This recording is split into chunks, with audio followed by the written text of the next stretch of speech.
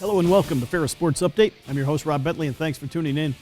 On today's show, we'll update you on Ferris State men's and women's basketball, along with Bulldog hockey. All three teams coming off strong performances again this past weekend. We'll start first, though, with women's basketball, joined by head coach Kurt Westendorp. Coach, welcome to the show. Glad to be back. Obviously, your team went on the road this past weekend in the GLIAC. Never easy to win on the road, and found ways to win two different types of ball games at Wayne State and Saginaw Valley State. You said it correct. It's very difficult to win on the road in our league. Lots of great environments that we get to play in, and Taylor, really two different games. One was a little bit smoother as far as us being able to attack, be able to score the basketball, defend really well, and then we were in a battle right until the final buzzer against Saginaw. So it was great for us to kind of have to play those two different styles of games and still come away with 2 wins. Obviously, your team 14-2 overall, ranked 7th this past week in the national rankings, and kind of right where you want to be going into the month of February.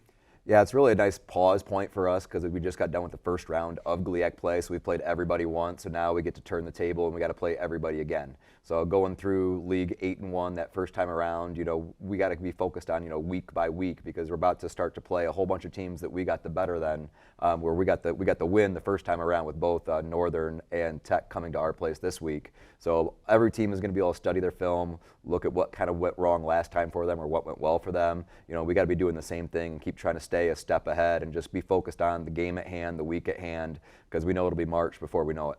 As we go to the highlights, we'll start first with Thursday's game at Wayne State, and obviously kind of picked up right where you left off the weekend before. 2 strong performances at home, and kind of carried that over here into this road game. Yeah, I thought we did a really good job after, we talk about a slow start. I think we had a slow first maybe 2-3 minutes. So like as a coach, that might be a little nitpicky, but then we really turned it on.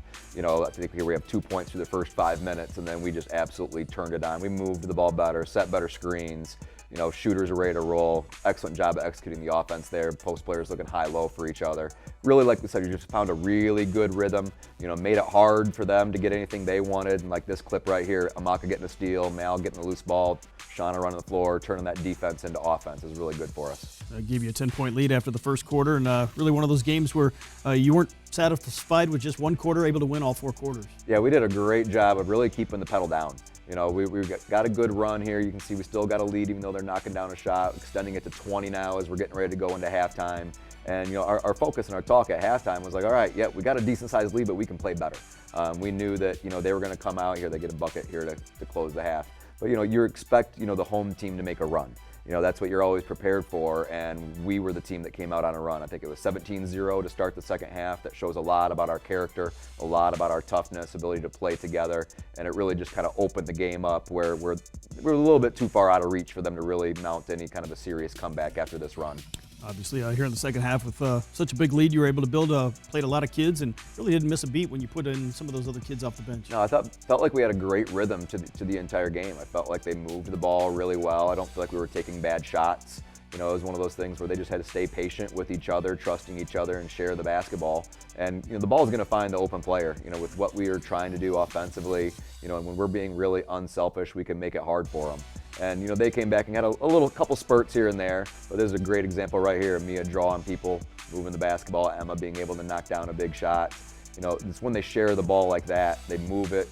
Here's Claire sharing it to Emma again, who can really stroke that 3. Just doing a great job of just continuing to play team basketball throughout the finish of that game once the game was really in hand. 80-46, always nice to start off a road trip with a victory in the first game and really let you focus in on game number 2. Yeah, we knew that the different styles that we were going to be seeing, one style benefits kind of our style a little bit better than one. We knew it was going to be a tough test. And Saginaw, we knew it was going to be a battle. They're a team that plays great defense. They're tough. They rebound the basketball. They always defend us really, really well. We run similar offensive styles, so it's kind of like each team sees it, in practice every day. So we knew coming into this one that we were going to get their best effort, and we did. As we go to Saturday's game, you mentioned it, always a tough place to play as well here at O'Neill Arena. Yeah, not a place where we've had a lot of success. I think since I've been back, this is the first time we were able to close it out with a win, and it went right down to the wire. We've had some pretty good teams in my first few years, and we just have not been able to get over the hump in this gym. So traveled a little differently this year. We stayed the night over there, got a couple practices in, shot the ball really well in practice. But then they did a great job of getting the ball inside. Defensively, they sped us up. We didn't shoot the ball very well from 3, but I want to credit their defense a lot for that because they really sped us up to get us a little bit out of our rhythm. So So we still made a lot of nice plays like you're seeing here in the clips of us being able to get downhill, get attacking the basket. And Caden was kind of that catalyst for us. There's her 1,000th point, able to pour that one in. And when she got rolling, it kind of settled us down a bit. But Saginaw never went away. It was a game, like I said, it was just a classic game for the fans.